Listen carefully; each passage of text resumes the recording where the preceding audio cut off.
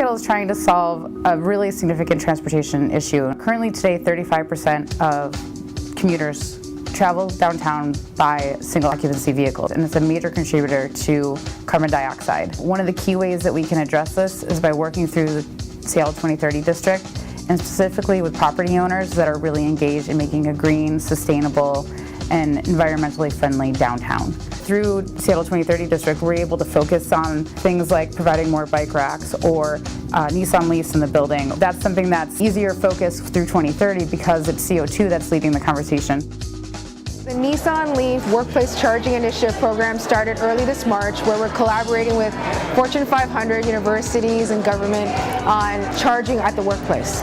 Nissan wanted to partner with Seattle 2030 because Seattle is actually one of the first markets that we launched the Nissan Leaf in. In terms of the target and the mindset of the people in Seattle, it was a perfect match. This is a unique program, and I really am thankful to the 2030 district for organizing this. And the role that we played was providing the stations that Nissan subsidized because the infrastructure is very, very important. Nissan and West 8th, Unico, and the 2030 district decided that smart chargers were going to be important. One of the first things that someone asks when they're looking at electric or plug-in cars, where do I plug it in aside from home? And as the network grows and as buildings begin to install charging stations, let their tenants know and advertise the fact that they have them, this gives much greater confidence to the car buyers in purchasing electric vehicles.